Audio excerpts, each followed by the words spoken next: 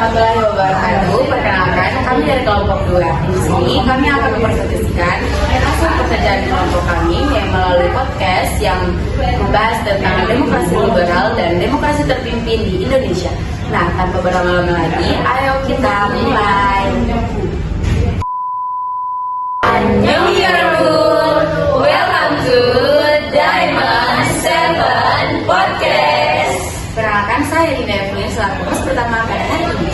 Dan gue Benjina, a.k.a. Bicara Penambi selaku host kedua. Hari ini kita bakal bahas sesuatu yang super duper penting banget, yang it's all about history, yaitu sejarah demokrasi liberal dan sejarah demokrasi terpimpin di Indonesia. Nah, betul banget, sejarah itu bukan cuma tentang masa lalu, tapi juga jadi life system buat kita sekarang ini. Without history, kita tuh jangan kayak tempat games lost and confused.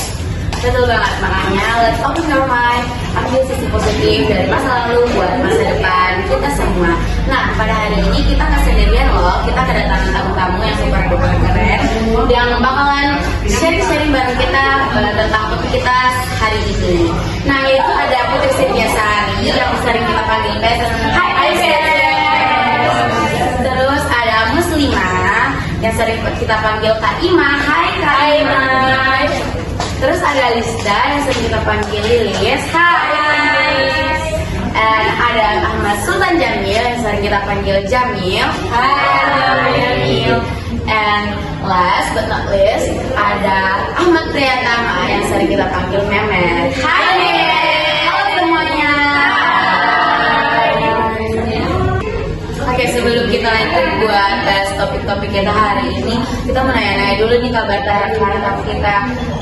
Kak Memet, hari ini kabarnya gimana nih? Sebenarnya kurang baik karena tugas akhir semester. Wow, yes Ci. Tapi hari ini terima kasih banget nih karena udah sempetin datang sama kita di podcast kita kali ini. Jadi ya Kak, kalau kesibukan Kak Memet kira-kira ini jadi apa sih? Bagian skripsi akhir. Bentar lagi ya, bentar lagi begini. Dan ambil jurusan apa nih kalau boleh tahu Kak? Saya ambil jurusan sejarah Indonesia. Di kampus mana sih kalau boleh tahu? Oh, benar keren banget Pak guys. Terus kalau Jamil hari ini kabarnya gimana nih? Lumayan baik karena bisnis semakin lancar. Kalau boleh tahu bisnis apa yang lagi sering dijalankan? Bakery dan workshop. Wow, gak usah. Oke, aku juga pernah nanya dulu nih sama Kak Ima. Kak Ima dari sini sering melakukan aktivitas apa? Keseharian saya itu cuma olahraga, makan siang dan tidur. Lebih tepatnya olahraganya itu apa Kak? Sore aja dan sepedaan. Oh wow, produktif banget ya. Iya, karena kita harus memang jalan hidup yang Kalau mungkin KPSS kabarnya di hari ini gimana?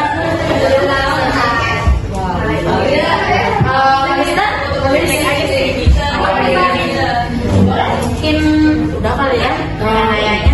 Kita mau langsung bahas aja nih topik kita hari ini. Baik, sebelum lanjut ke dalam inti pembahasan, aku mau nanya-nanya menurut kalian, apa sih yang dimaksud demokrasi liberal itu? Baik, sebelum jawab, jadi demokrasi liberal atau biasa dikenal sebagai demokrasi parlementer adalah masa di mana ketika Indonesia menganut sistem demokrasi pertama, yaitu sistem politik yang menekankan kebebasan individu dan hak-hak warga negara yang dijamin oleh konstitusi. Oke, aku boleh nanya nggak? Boleh. Kalau menurut PSS untuk demokrasi liberal, kamu dukung nggak atau? Menurut saya dari yang telah saya pelajari, pada masa ini sebenarnya itu pada masa demokrasi liberal ini banyak terjadi konflik antara sistem politik yang ada. Sistem politik masih memperhatikan kepentingan mereka masing-masing. Ya kan? Oke, baik izin teman. Jadi pada intinya demokrasi parlementer ini cuma mendidik diri sendiri ya. Iya, begitu. Jadi petinggi-petinggi di Indonesia ini masih belum bisa bekerja sama seperti itu, masih egois lah. Keren. Menarik banget ya. Banget itu guys. Wah, menarik banget ya KPSS. Nah, aku mau nanya nih, sebenarnya apa sih yang menjadi penyebab utama dari ketidakstabilan politik di masa demokrasi liberal ini? Oke, baik. Jadi pada masa demokrasi liberal, kabinet sering dan dulu bangun karena konflik antar partai. Koalisi yang terbentuk biasanya rapuh dan bisa dijatuhkan dalam posisi tidak percaya, seperti kabinet Nasir yang jatuh karena kurang dukungan dan kabinet Sukiman yang tumbang karena menandatangani perjanjian dengan Amerika Serikat. Seringnya pergantian kabinet ini membuat pemerintah tidak stabil sampai akhirnya Presiden Soekarno mengeluarkan Dekret 5 Juli 1959 untuk mengakhiri demokrasi liberal dan memulai demokrasi terpimpin.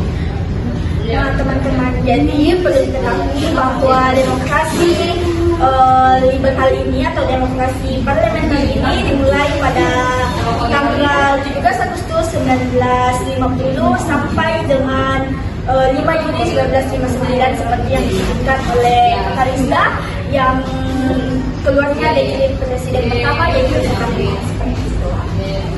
Oke, baik, sekarang udah clear ya guys tentang demokrasi liberal itu.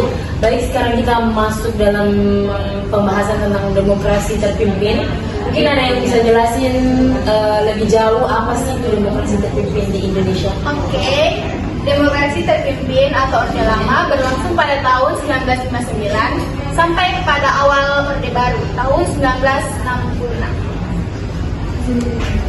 Sistem ini lahir setelah Soekarno menilai demokrasi liberal tidak membawa stabilitas.